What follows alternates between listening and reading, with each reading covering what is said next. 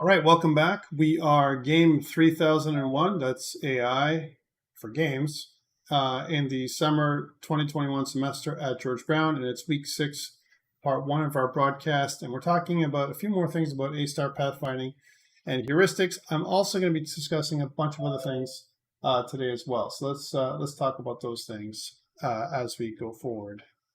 Last week, what we did was we talked about more about pathfinding. We talked about division schemes and some ways of, kind of optimization, everything from path optimizing to how do we make things better when it comes to pathfinding.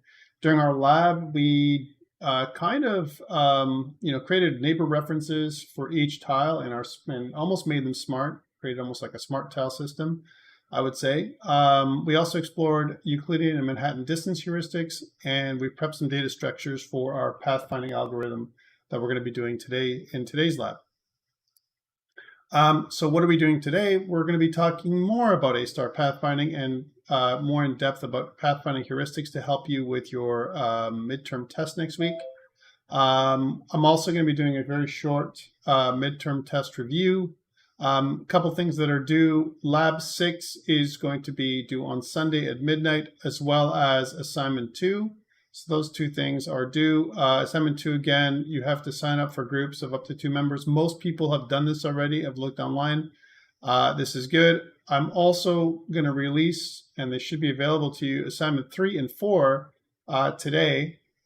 They're going to be due week 11 and 14, respectively. Alex and I will be discussing those in more detail in the weeks to come. But for the most part, I've released them today. So if you are a go-getter and you feel like starting stuff, you can start going on these two things. I'm going to be discussing assignment 3 today and 4 in brief.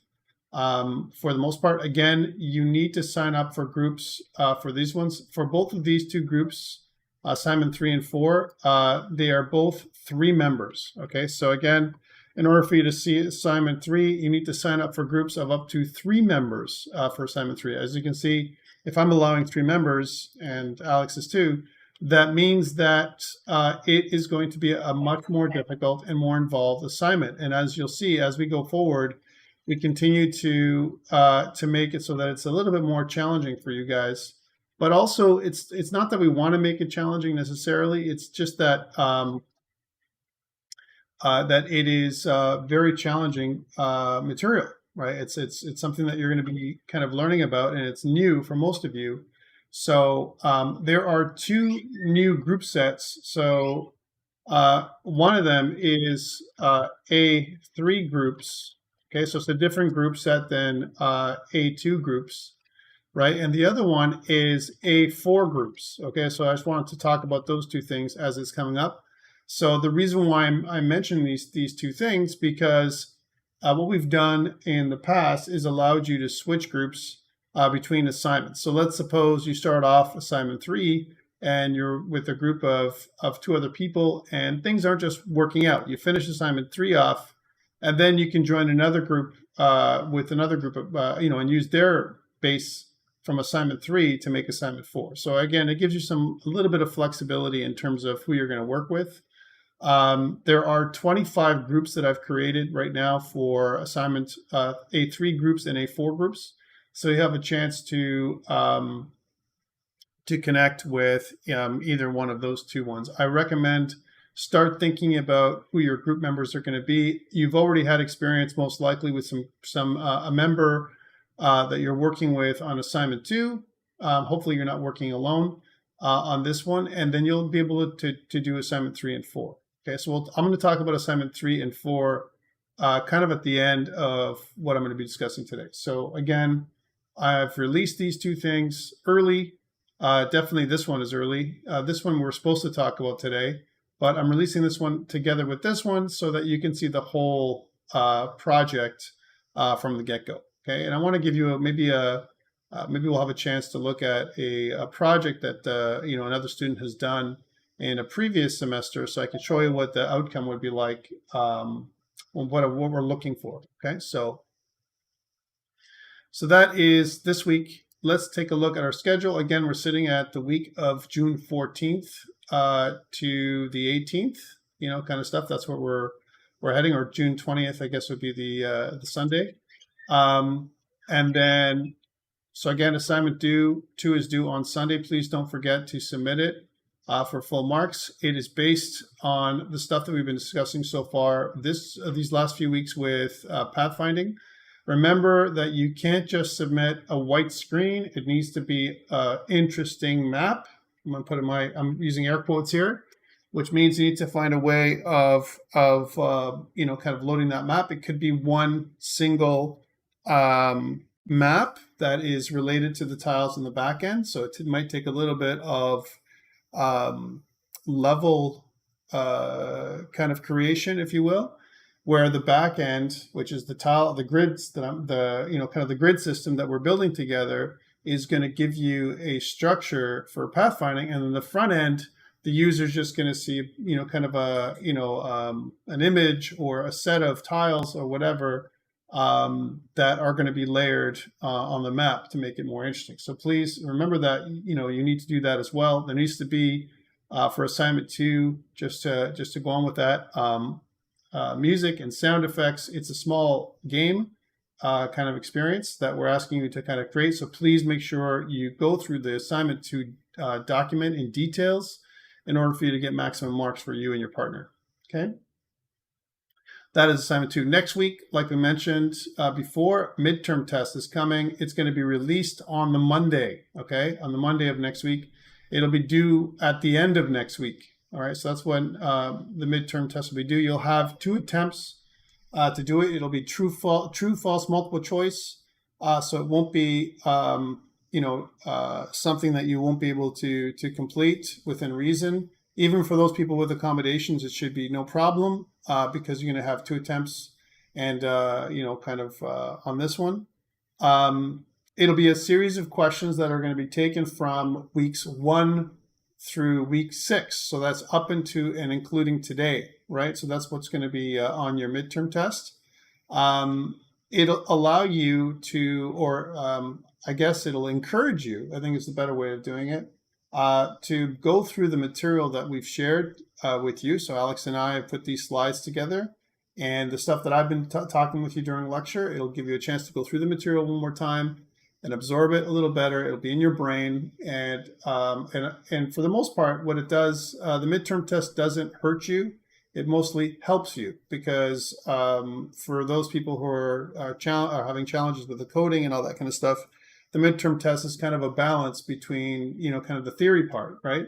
You're only going to get one of these. So your midterm test is, at least for now, I think we've planned to do a practical test for the final, but that may end up being a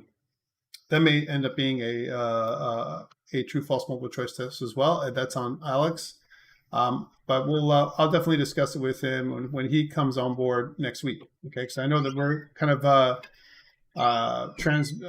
transferring control after next week to Alex. So after the mid-semester test, remember that in the second half of semester, Alex will be taking over and guiding you through decision-making with AI, which in my books is kind of the most interesting piece. The interesting part of AI, pathfinding and steering behaviors are very basic. I think everyone needs to know that when they do any kind of AI for games. But decision trees, behavior trees, state machines, all those kind of things are really a key learning outcome for this course. And that's something that you're going to build up with starting in the second half of semester. And I'm going to go into the details of that assignment 3 and 4, which is kind of, it used to be one project that's been split up into 2 pieces to make it more chunkable for you guys. So you can kind of absorb it better and do better at it. Okay, so that's kind of what's coming up. I wanted to kind of relate that to you guys as well and communicate this so that you know what's up and coming. Any questions? Yeah, you like that, eh? Chunkable. Any questions around the schedule and what's coming up for the second half of semester? So next week again, I mean, I know people are panicked. Whenever they see final test and midterm tests, are like, it's a test. Oh no, yeah, it's a test. But at the end of the day, we're going to just go through the material. So I mean, if you go through the videos if you go through the, kind of the PowerPoints, I think there's enough information in there for you to do fairly well. Okay, it's going to be randomized multiple choice, so it's not going to be the same test. Everyone's going to have a different test delivered to them through the Blackboard system. And as long as, and I got to put it out there because we've had some problems with Blackboard, this last few days, and we still don't have proper email working as of today, from what I understand, for everybody. We're assuming that everything is going to be up and running on Blackboard next week properly, and you'll be able to do your midterm test because it's going to be a Blackboard test. It's going to be run by Blackboard, right? So again, if everything goes well, the midterm test is going to go without a hitch. I expect it's going to go without a hitch because they're going to figure out the IT issues by then. Okay, so that's just my assumption. However, if something goes wrong, not to worry, we'll adjust, and I'll meet with you guys next week as well. So next week, in terms of lecture, we have to talk about this as well. We have a scheduled lecture for the Thursday, okay? But there's not going to be a formal lecture next week because of the midterm test. And what that means for you, right, is I'm going to be here to answer questions. I'm going to be here to, to answer questions about your marks for assignment 2 and so on. And anything else that you need, I'm going to be here to reset you if you have a problem with a technical issue with your test or something like that. We're still going to meet during our lecture hour. Lab hours are going to be the same. I'm not going to have a specific lab because there's nothing for us to do from a lab perspective next week. It's really, I'm giving you time during next week's lecture and lab period to complete your test. So you can complete it at any time. It's going to be available for you on the Monday. It'll be due on the Friday, as an example, right?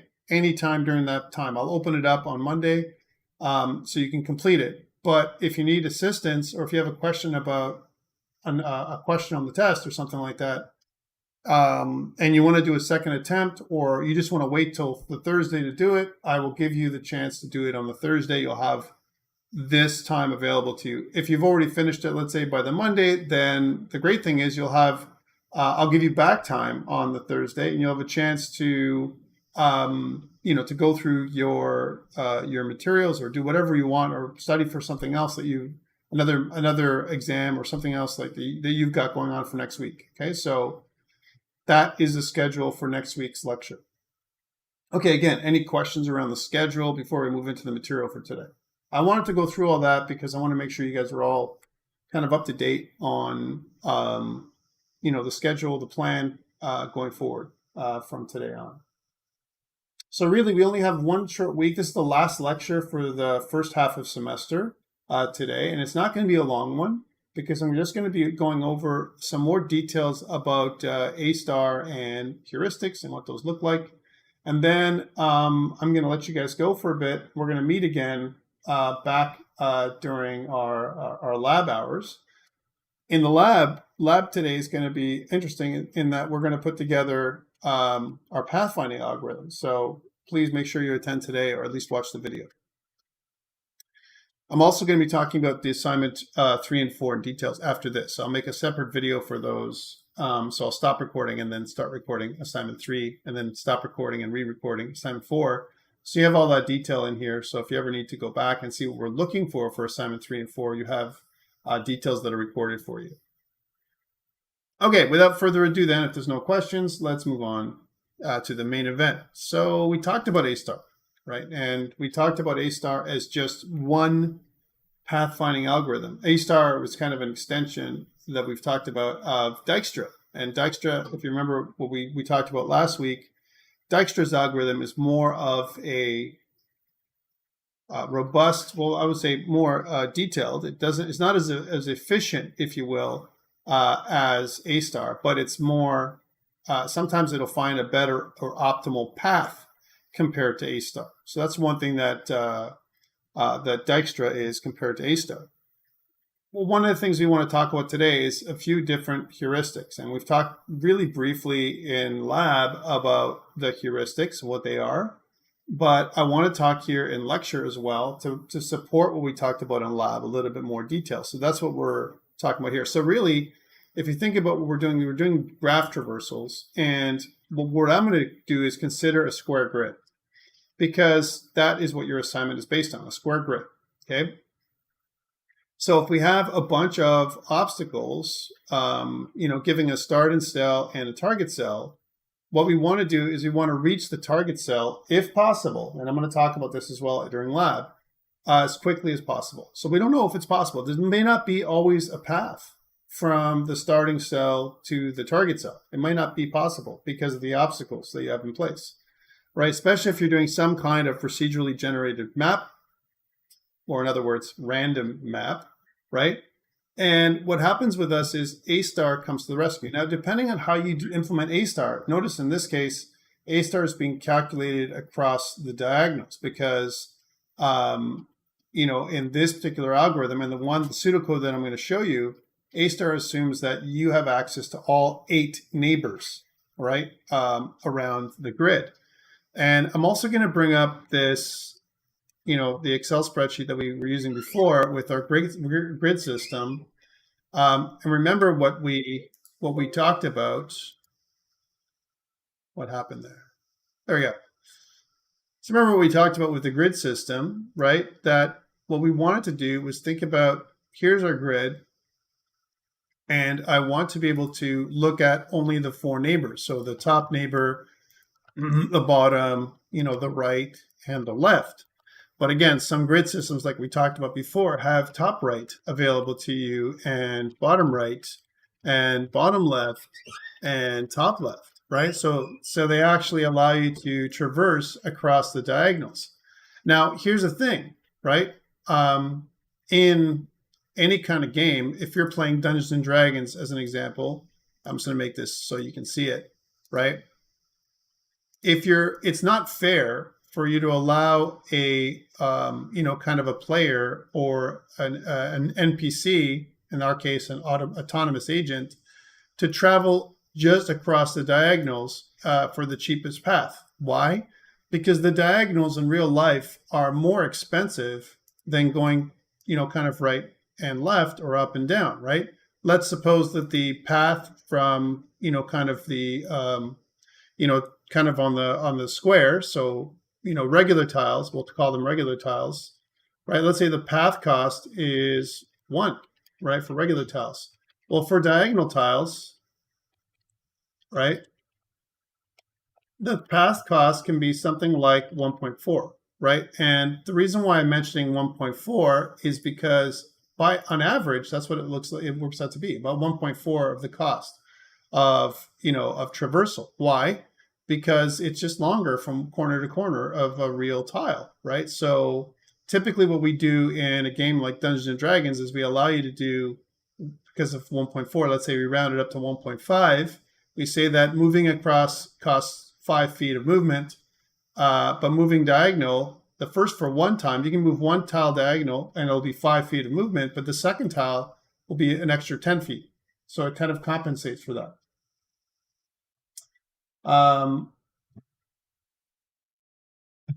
Yeah, good liar, because that's what it is. At the end of the day, it's more costly to go diagonal than it is to go up, right, down. It's just the way it is. I mean, you can see it in terms of, and let me just draw this out here for you guys. When it comes to your, triangle, you're forming a triangle, right? So you've got this part of the triangle, you've got this part of the triangle, and then you've got this part of the triangle, right? There's your hypotenuse. You can clearly see that the hypotenuse is going to be more than the height or the width of the tile. It's going to be clearly longer, right?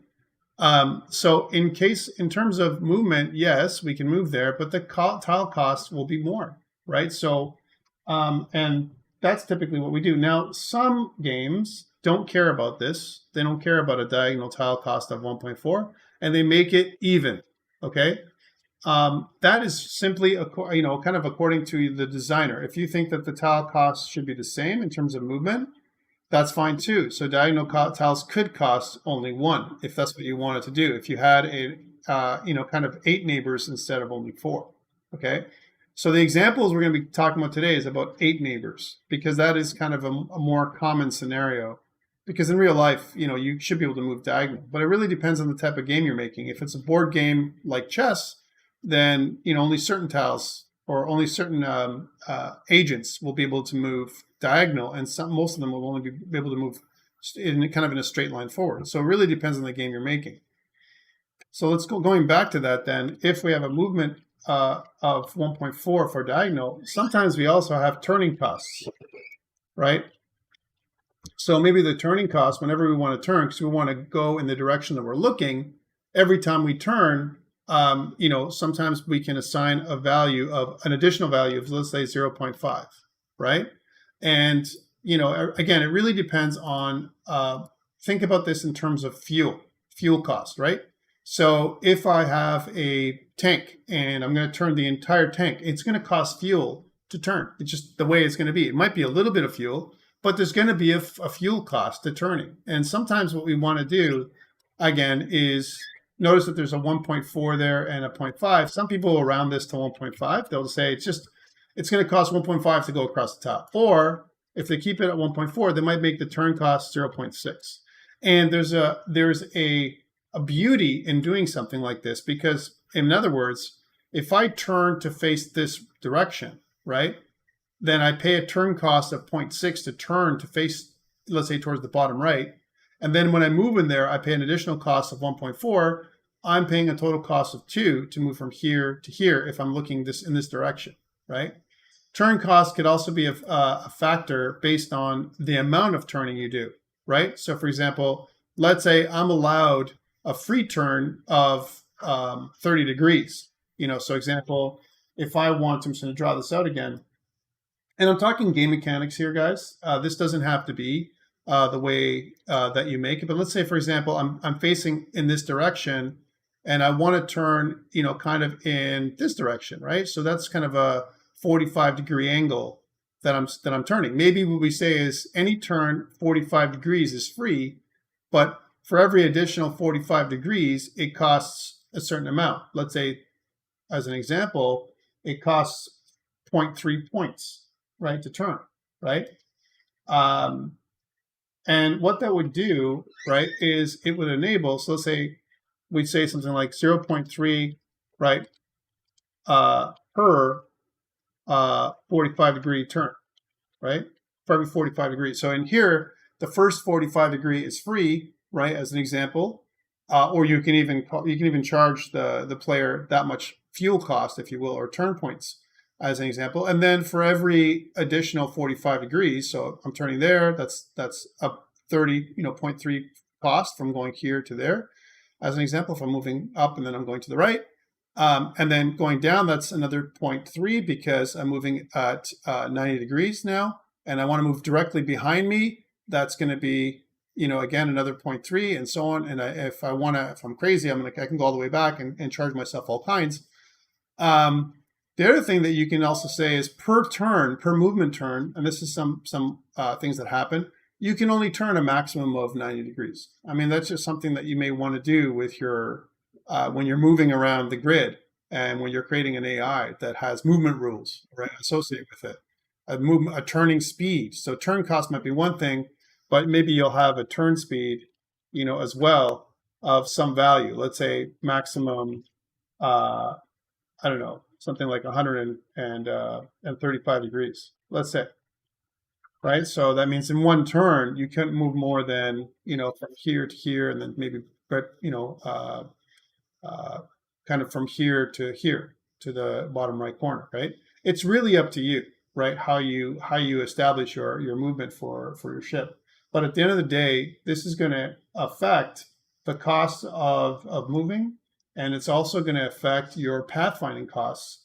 And also, if you factor all this stuff into the algorithm, which we're not going to do today, but you could make it a much more complex algorithm that makes more sense, it's more realistic for both the player and the AI, and make it more challenging for the AI to find the player and all that kind of stuff, right? So one thing to note is if you give the AI these kind of costs here, I recommend you give the player the same. So if there is a fuel or some kind of energy cost or something like that, then you should assign the same values to both the AI and the player. Okay, so again, you can make this much more difficult. And what we say when we look at all these things here is we can look at the player and we can look at the player's state. Okay, so we think about things like the player state, and you'll learn more about player state in the future. So what is player state? It is not just the location of the player, but maybe they're facing. Maybe that's also, and it's just something that Alex is going to cover in the second half. So it could be things like location, right? Let's try that again. Sorry, I got to put a thing there. So it could be location. It could be, not just location, but facing. It could be other things like health of the player, because the player is going to have different stats. It could be, things like ammo level, right? And so on. It could be, fuel for the player's ship or whatever. These are all these factors. These are all things that we can factor into something called player state, right? So the more you factor into the player state, right? And this could be not just the player, but let's change the word to agent, right? If we're going to make an autonomous agent, these are all things that can make a difference when it comes to decision making in the second half of the semester. Example: if I have low health, then maybe I don't want to go and find the quickest path to the player and attack. Maybe I want to go and behind cover and then kind of repair or something like that somehow. So again, agent state or player state is something that you're going to be looking at in the future. But the one thing we have to look about now is we're talking about pathfinding, so we're going to be talking about this kind of stuff. Okay. Do you have to work something like this into assignment 2? I don't need this level of complexity. For me, remember, there are no diagonal movements for assignment 2, and this is why we've removed it, because of this exact factor. Because people will say, wait a minute, how come traveling across a diagonal is the same as traveling, to the up and down? And it isn't the same, and that's why we've kind of taken all this out. So we made it easier for you to think about just going with only 4 neighbors. So I've had some questions around that before the email went down. And there were, people were asking, like, how come we only have a chance of 4 neighbors? Can I expand it to 8? Could you? Yes. Should you for this assignment? The answer is really no. All right. Please don't do that. All I really care about is top, right, bottom, and left. There's going to be a lot more challenge coming forward in the assignments, as we go forward in the future. So please, don't kill yourselves trying to make, an 8 directional movement. I think this is a good exercise for you in the future if you want to do it on your own, but it'll add a bunch more complexity, right, to your movement. The other thing that people ask is, what about things like difficult terrain? Okay, so that can add additional tile costs as well. So turn speed could be something. Let's move this out for a second, and let's talk about terrain, right? So terrain costs. So terrain costs that's viable for us. If you really want to do that for your map for assignment 2, you could. Again, it's not required, but you could say something like traveling on the road. That's a cost. Additional cost is 0, right? So you don't add additional costs. Every tile is normally a 1, and traveling on the road, you don't add anything. But what about if you travel on, instead of a road, you travel on a trail? Maybe the additional cost is 0.5. Maybe if you're on a, kind of on the grass somewhere, like we're talking tall grass, if it's just low, or maybe even off-road. So it's not even a trail, it's off-road, right, kind of thing. So there's no obstacles. Maybe the cost is 1. You can see where I'm going with this. And then let's say tall grass, or I don't know, sparse woods. Maybe that's going to be a cost of 1.5 or 2, and you can see how that's going, right? So what you do is you create terrain costs that add up, that add on to your regular tile costs, right? So for example, going off on the trail, it's the tile cost is 1.5. Off road, tile cost is 2. It's twice as difficult to go there. More difficult terrain. Tall grass, well, that's going to be a tile cost of 2.5. And what about if it's something like a marsh, right? Marsh, bog, dense woods. I'm kind of talking about this as outdoors, but you can also talk about that. Oops, let's try that again. So marsh, bog, kind of dense woods. If you did that and you said that tile cost was something like 2.5, you can make it whatever you want. I'm just giving you that as an example. You can make whatever kind of terrain cost you want. And we saw something like this in Unity when we discussed things like a nav mesh. We talked really a brief about that as well last week to show you the example. You can create whatever cost you want. And there might be some tiles, as an example, that are really slow. For example, things like ruins. Maybe ruins are going to have even higher. It's like kind of a dangerous terrain, lava, water, whatever, right? So you can kind of create areas that are more difficult to cross. And this would affect your algorithm, right? Because your algorithm is going to look at this and it's just simply going to add up the numbers. And it's going to say, okay, so do I want to go there? Well, if there's no other path, because, that might be even though it might be longer, as an example, it might be faster to go outside because you're going to go slower, let's suppose, on the tall grass or sparse woods. So it might look closer, but the autonomous agent might just simply go on the road because it's going to be the lowest cost, right? Potentially. It may not be though, right? And sometimes what will happen is it'll go off road for a bit and it'll do some kind of diagonal trail. It's interesting to watch when you put this into your algorithm. Do I need you to do this for assignment 2, terrain costs? No, I don't.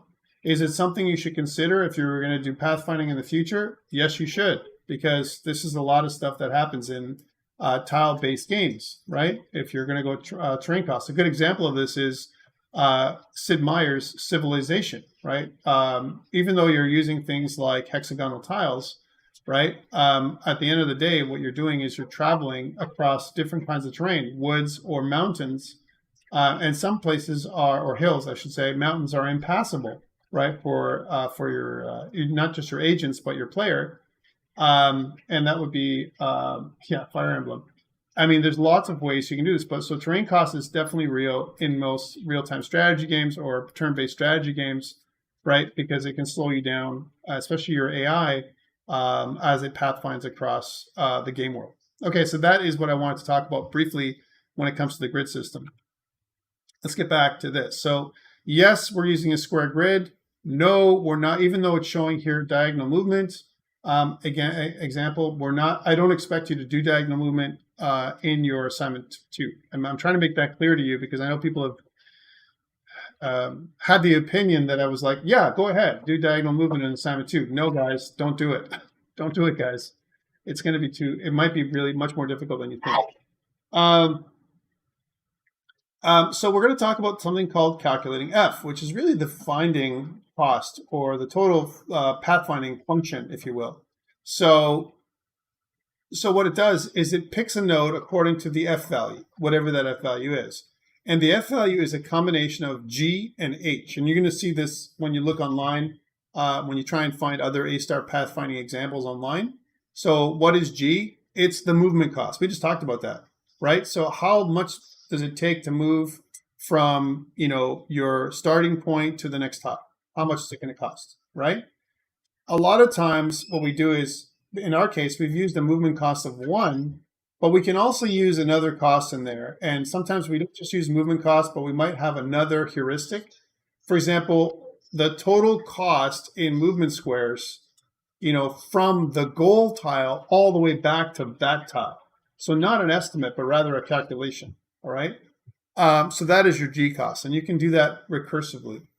The other one is the H cost, which H stands for heuristic for the most part. And what is heuristic? But more like an educated guess that the agent's going to make based on some kind of formula that you're going to feed into it, right? The more detailed and the formula, the more accurate its heuristic. And the more accurate its heuristic, the less chance it's going to get stuck and try and make decisions of which way to go. All right, so that is, the H cost. So what we want to do is try and take, calculate F by adding G and H together. All right, that's what's going to happen for A-star pathfinding. Okay. So again, there's some heuristic functions. We've talked about them last time. For directional movement, it tells you to use Manhattan distance. That is the best, calculation for using across 4 directions. If I'm allowed 8 directions, then they recommend something like diagonal distance. That's another heuristic we haven't really discussed, and I'm going to talk about that today. Again, this is heuristic day, so we're going to talk about this. And on a square grid that allows any direction of movement, right? So only if I'm allowed 8 directions, cool. But if I can go in any direction, that means like not just 8 directions, but even in odd angles, then Euclidean distance is the way to go. So a good example of this would be if I have a square grid, but I also have maybe 3 dimensions, or I have some kind of object that I allow to fly, over obstacles or whatever. Example might be a bat or some kind of other AI agent that's a kind of an enemy. So some kind of flying agent that doesn't respect the tiles, or doesn't care about traveling only in 8 directions, but rather in any direction.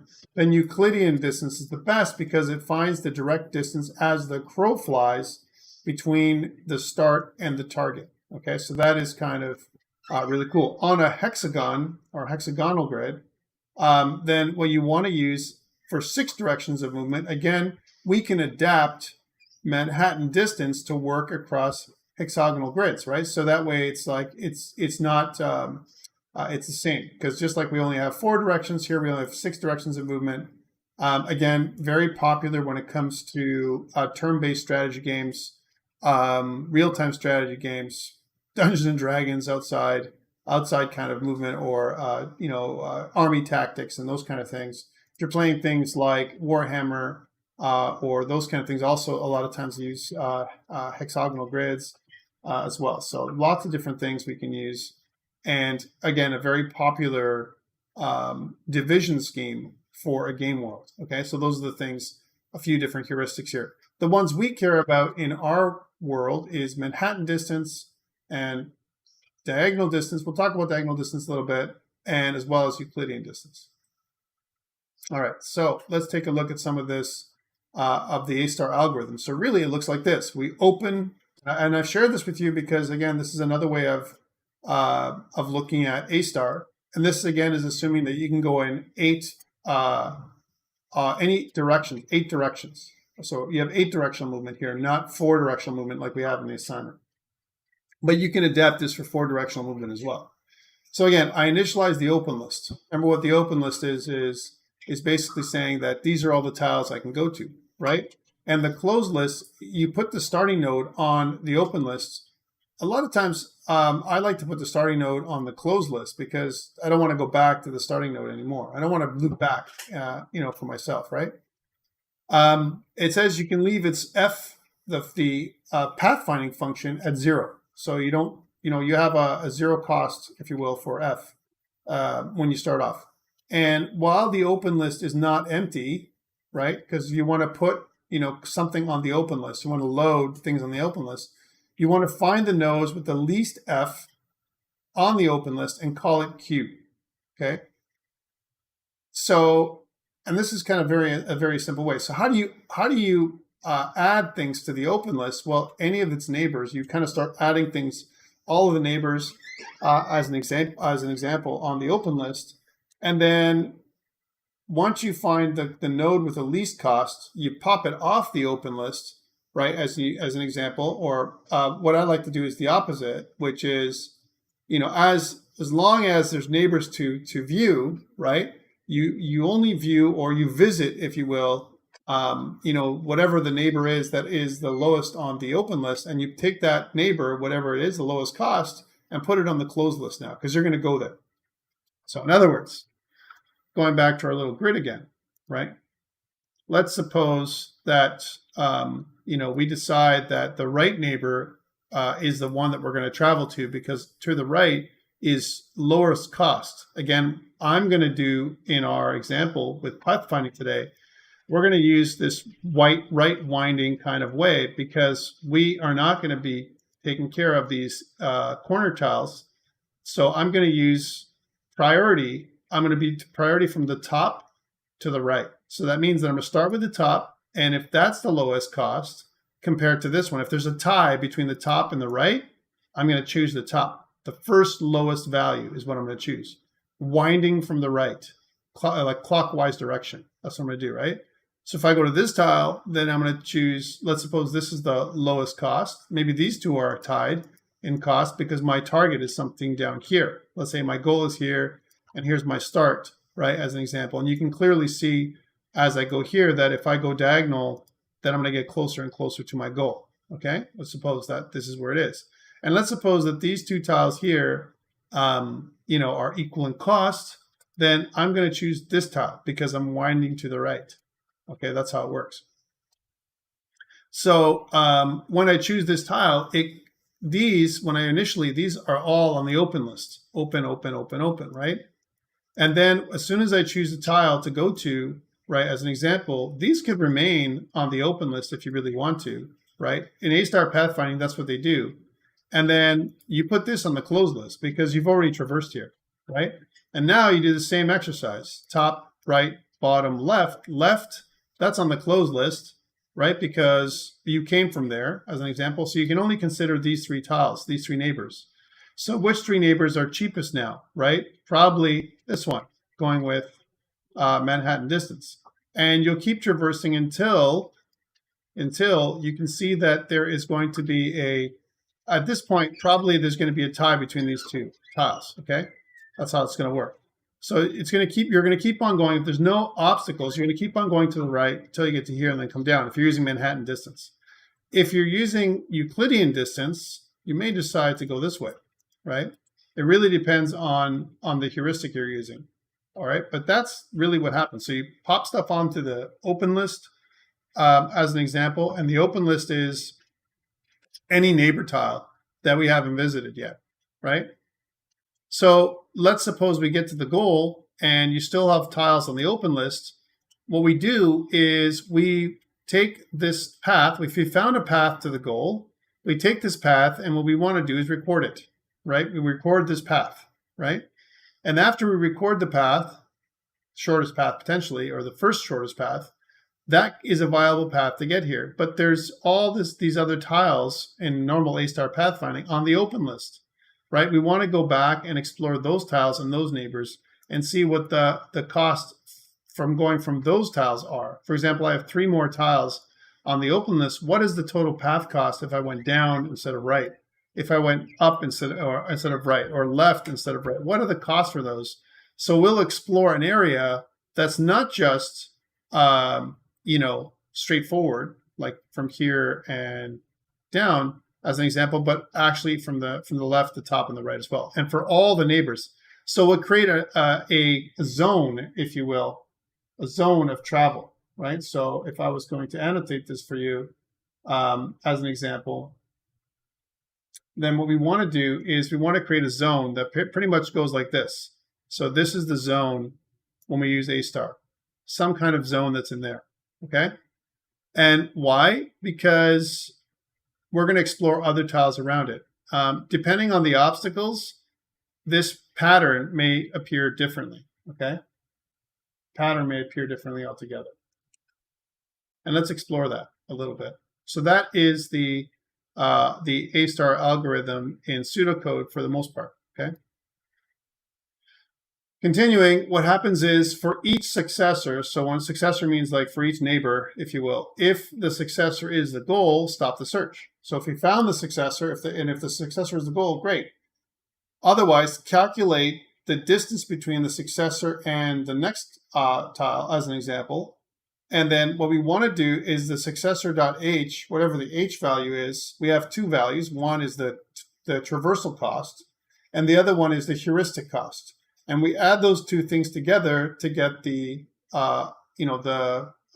actual tile cost for each of the successors. Now, one thing that we've done in our case is because we've made smart tiles, right? We already figured out the tile cost as an example way ahead of time. We've already done the H cost. For each tile, the tile knows what the H cost is. One thing we haven't done is done the G cost, right? The G cost we're assuming is 1. So the same for every tile. And we can play around with this, and we can make it so that we can reduce the chances of ties. We can resolve tiebreakers a little easier by making a more accurate G cost. And what that means is adding things like terrain, or adding things like another formula to help us calculate G, right? If the node with the same position as the successor is in the open list and with a lower cost on F, then skip this successor. So we're not gonna look at this successor anymore if there's another node in the list that has a cheaper cost. All right, so we have to calculate the cost. We have to know the cost of each tile, and we do this already. So this is something that we're already doing ahead of time because the tile and grid system is smart. We're already pre-calculating the cost for us. So we've kind of can skip this step because we're already doing it, right? If a node with the same position as the successor is in the closed list with a lower F than the successor, skip that one too. Skip this successor. Because maybe what we want to do is we want to go back. This algorithm allows us to loop back into a closed tile that's cheaper. There's a danger in doing this in that you can continue looping forever. All right. So again, this is there's no guarantee you're going to have a path from the start node to the end node. Depending on how you make your grid, it may not appear. So again, there's 3 popular approximation heuristics to calculate H. The first one we talked about last week we talked about Euclidean, but here's Manhattan. Manhattan is exactly what we put in our code last week in lab. We said that the sum of the absolute values of the differences in goals, X and Y coordinates, and the current cells, X and Y coordinates respectively. So we kind of add those 2 things together, and we have a distance, around the grid. So when do we want to use this heuristic? When we are only allowed to move in 4 directions. And in this case, because we're doing that for assignment 2, this most likely is going to be the heuristic of choice, Manhattan distance. Okay. And it has a fill pattern that looks exactly what I was telling you about. It has a fill pattern like this, right? We don't care about these tiles here. And if we assume we can go diagonal, you can see that some of these tiles here on the edges are empty. If I don't allow diagonal movement, you may have a different, if you only have 4 neighbors instead of 8 neighbors, as an example, then what it does is it might create a slightly different pattern than this. Okay, but still, even if with 8 neighbors, we're only allowing, that's our mechanic, we're only allowing 4 directional movement. Okay, 4 directional movement gives me this pattern. Okay. In the case where when it comes to Manhattan distance, again, what we want to calculate, and we saw this last time, is we want to go around the skyscraper. The skyscraper idea was like where Manhattan distance came from, where we had the idea was that you could not go through an area that's in the middle. You'd have to go around. You're going to calculate the total cost based on the height and the width from the start tile to the end tile. Okay. Diagonal distance is something we haven't explored yet, and this is new. So it's something different. It's the maximum of the absolute values, right, of either of the width or the height. That's what it is. So this is great to use when you're doing things like in 8 directions. If you have 8 directional movement, then diagonal distance makes the most sense. What this means is I either look at the width or the height relative to the goal in a grid system, right? But not both. So which one is longer? In this case, the width is longer than the height, as an example. So we take the longest value. So we know that in this case, the heuristic would be, okay, let's add 1, 2, 3, 4, 5, 6, 7. So there's 7 tiles here. That is a heuristic, plus 1 for each movement. So example would be, well, I want to have, what's this one? So this one is 6, this one's 5, this one's 4, this one's 3, this one's 2, this one's 1, this one's 0, right, as an example. But now when we come closer, every single time we march, as an example, here, when we go from here to here, right, you can see that in this case, this tile it's still, the kind of the width. Here, there's 3 and 4. It's still the width. Here, it's 3 and 4. Okay, here, it's equal. So now it comes to winding. Which way do I want to go? Which way is longer? Is it longer this way or this way? Well, they're the same. So the total heuristic cost is 3 in this case, plus 1 for movement. You kind of add the cost so far.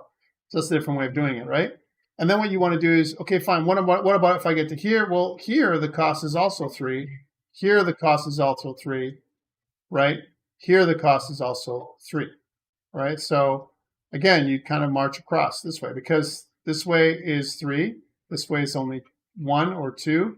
So you take the maximum value, and that's what your costs are. So you get to a point where if you come to, let's suppose, this point, right, where each way is the same, now it depends on the winding order, which way you want to choose to break a tie, right? Because the total cost so far is what you're calculating, right? So obviously going this way or going this way at this point is the same. And it really depends on your movement. Now, if I had a wall here, right, as an example, then it makes it easier for me to traverse going downward. What this really works great for is if I'm allowed diagonal movement, right, because then the cost would be different. So if I'm allowed diagonal movement, I calculate the cost for this tile, and this tile, right? So which one is smaller? It's the same thing, right? So if I'm here, or here, or here, which one is the smaller one? Well, it's going to be this one, right? Because this is smaller than this one, and this one and this one. These two are more than this one. The diagonal tile, if it's the same cost, assuming that it's the same cost, it's going to be the way I want to go. So I'm going to go swing this way, and then when I get to the point where I'm here, so I'm going to go down this way and then across. That's what's going to happen with diagonal distance heuristics. If I'm allowed to go in a directional movement, that's great. If I'm only allowed to go up, down, left, and right, it's going to screw me up. Okay, because it's going to make it so I'm going to have a lot more, kind of tiebreakers to do, right? So that's where it works. It works great with diagonal tiles or 8 directional movement.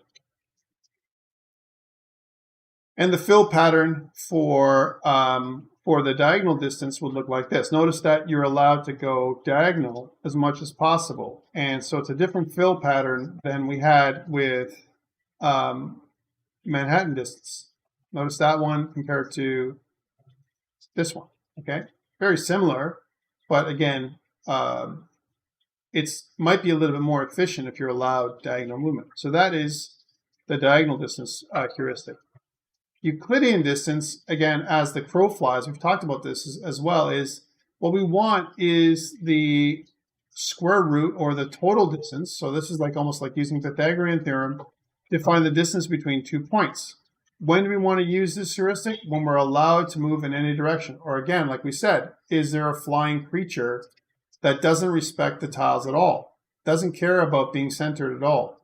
That makes more sense to give it a chance to do Euclidean distance, right? So it could have obstacles too, but Euclidean distance is great because it calculates this. Notice it doesn't care about how many half tiles or anything like that. It's just the total distance in terms of tiles, between the start tile and the end tile. Okay? And then again, if you look at it, the fill, though, for Euclidean distance is a lot bigger. In fact, in many ways, Euclidean distance, there's a lot of pathways, right? As an example, a lot more pathways from the start tile to the end tile because of the way it can travel. But typically what you'll see is that you'll see a fill pattern that's larger, so less efficient, but you'll get a very efficient path because we don't care about traversing across tiles exactly, okay? So that's something that'll happen a lot of times with Euclidean distance. I also want to talk about another approximation heuristic, which is, in our case, something called the best first search, right? So it's an evaluation function that's going to let us decide which adjacent is the most promising to go to and explore, right?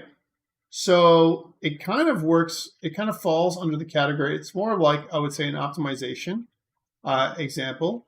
And it falls under the category of a heuristic search or informed search. All right. So if I know more about, if I have more information, best first search might be an optimization we can use to improve our performance. And here is the pseudocode for best search first. I'm not going to go into detail, but if you're interested, here's an exercise you might want to try. If you try and follow the heuristic for yourself by following this pseudocode. And again, pseudocode is great to look at because again, I can look at the goal node and the start node, right? Or here's the graph, if you will. And we want to create something called a priority queue. So use the priority queue instead of just a list. And what we want to do is we have a priority queue called PQ, and we insert the start node, whatever that is, in the priority queue by using PQ insert or onQueue, depending on the language you're using. And once we do that, and we have a priority queue, then until the priority queue is empty, what we want to do is we want to keep on adding to the priority queue as we move from one neighbor to the other. And so this procedure is something that we can look at as pseudocode for that. And you can take a look at best first search, look it up, and see what advantage it would be from an optimization perspective. So again, if we're going to look at this as the start goal is here as an example, and we have the end goal, let's suppose, is I, let's say that's the end goal, then it's like a binary tree or a tree structure, right? Where we kind of look at the algorithm in terms of, okay, so which is the cheapest path? Well, it looks like 3 is the cheapest path, right? As an example. But what it does, best first search, is it kind of peers through and takes a look at it and says, well, yeah, but there's no viable path to go to I from S to A. There's no viable path, right? And there's no viable path to go from S to B, right? So we kind of prune these two paths altogether, and then we decide to go here. And so it becomes a little bit, if you actually look at the algorithm, it does that, and it becomes a little bit more efficient. It doesn't explore every path, right, as an example, but rather what it does is it quickly notices that the data structure, because it's a priority queue, the way it does it is it kind of loads things quicker. So it might explore that E because it's the cheapest path. There's no path to go from E to I, so therefore this whole thing should be pruned, okay, as an example. And then when we get to here, it's obviously going to find a path from H to I, right? So that is the best first search algorithm. All right. So I've kind of explained a couple of different heuristics, and we've gone through the first hour. For the second hour, I'm just going to talk about assignments 3 and 4. At this point, any questions around heuristics and when you would use them? Any thoughts around anything like that? We talked about a few popular ones. So again, the first one would be Manhattan, which is what we're going to use. Diagonal, which is new, and then Euclidean, which is something we use when we have no restrictions. Any questions around that?